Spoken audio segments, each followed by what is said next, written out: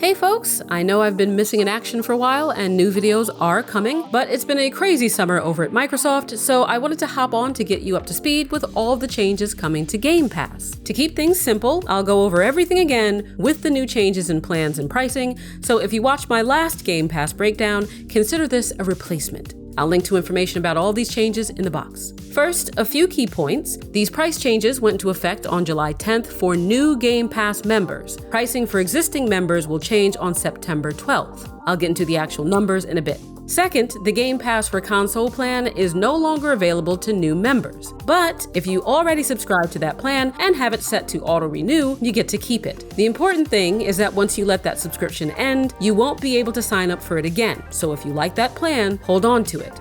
Third and final, if you have any codes for that plan, you can continue redeeming them until further notice. But starting September 18th, you won't be able to extend that plan using codes or gift cards for longer than 13 months. So whatever extensions you have stacked now aren't affected by this. It's only for additional time you try to stack after that September 18th cutoff. For the record, all of the Game Pass plans have limits on how much you can extend them by stacking, so like everything else, I'll link to info about that in the box. So those are the specific highlights. Now let's get into the more general updates to plans and pricing. Microsoft is adding a new plan to Game Pass called Standard. It isn't available yet. They're rolling it out sometime within the next few months. So let's run through all of the plans now to give you a decent overview of Game Pass as a service, ignoring the fact that Microsoft sucks at naming things. First, Game Pass for Console. As mentioned, this plan isn't available anymore if you don't already have it, so I won't focus too much on it, but it includes access to the entire Game Pass catalog without the ability to play online, except for free-to-play titles, or any of the other features from higher tiers like cloud gaming or access to EA Play. It still includes day one releases as of now, but if you're on that tier, keep an eye out for changes. On to the main plans, Game Pass Core. As mentioned before, Core is just Xbox Live Gold rebranded, which happened last year. So if you had Gold, you have Core. It has a smaller catalog of games than the console plan, but you get access to online multiplayer and free play days, and you still have deals with Gold, which is now called Deals with Game Pass. That means getting up to 50% off select titles. You also get to keep all the games you claim for free through Games with Gold,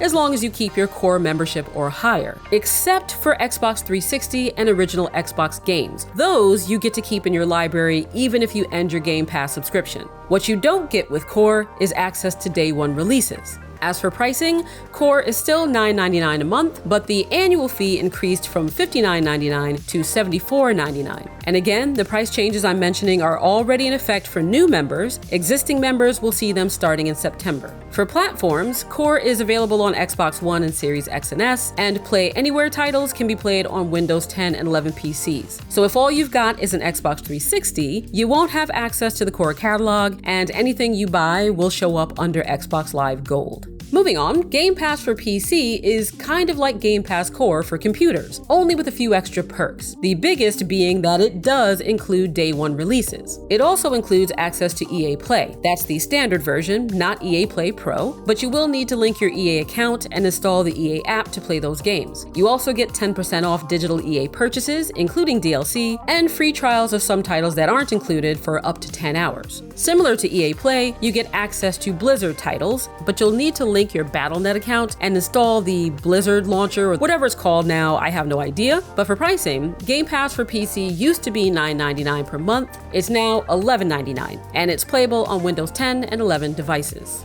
Next up, the new tier coming soon, Game Pass Standard, is basically Game Pass Core with the bigger library. It still won't include day one releases, which is baffling to me considering that the PC tier does. I'd recommend everyone making a stink about it before they roll it out. Maybe enough backlash will move the needle. You never know. Either way, Standard will be $14.99, and that's about all the details I have for you on that for now. Anything new that comes up about it or anything else here, I'll add it to the pinned comment under this video instead of making another one.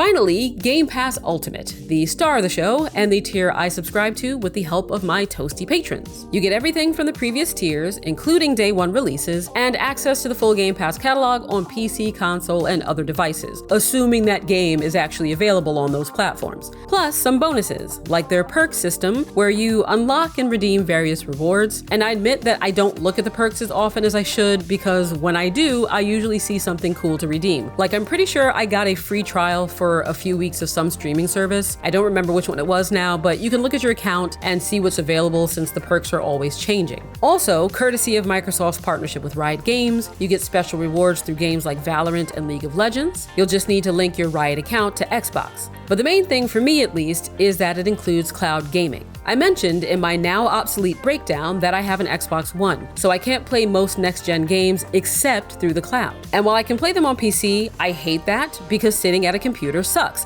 I've said this many times. As someone who spends hours working at a desk for one of my jobs, I don't like playing at a desk too. So I'll always opt to play games on my console when I can, and cloud gaming lets me do that even if the game is next-gen. Another upside is that I don't have to worry about storage space, and since my internet speed is decent, I don't have issues with lag, and I connect to the cloud pretty quickly. The downside is that some game settings aren't available through the cloud. You don't get full audio-video fidelity, though I haven't noticed the big difference myself, and you don't get console-specific features like auto HDR, quick resume, or FPS boost. The huge downside I care about, though, is that you can't record your gameplay natively to the console, and when you do it externally, there are issues with syncing and audio dropping out, even if the game is just paused. So I stick to recording on my PC and leave the cloud for playing. For pricing, Ultimate was $16.99 per month. It's now $19.99 per month, which is steep, especially given that it doesn't have a discounted annual option. But it's still hugely worth it to me, since I'd rather play as many games as I want from a huge catalog, even if I'll lose access to some of them one day, than pay per game. Because I don't typically go back and play games I've already finished more than once anyway, and I don't have the same attachment to physical media when it comes to games that I do with something like books. So I'd rather get more for less, and that's what I'm doing here. You may not think it's worth it,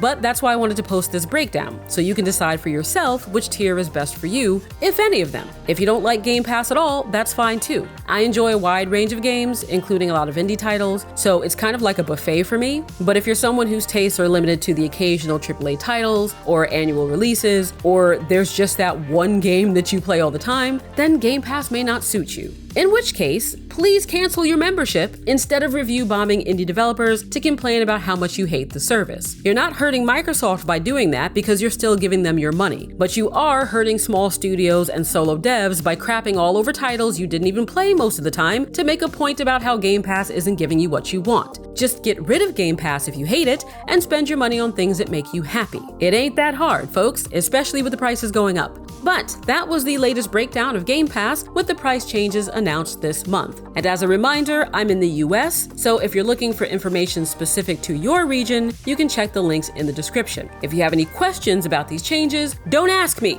okay? I don't work for Microsoft. I only know what they put out. Just check the links or reach out to them on social media. In the meantime, please stay cool out there in this heat, and happy gaming!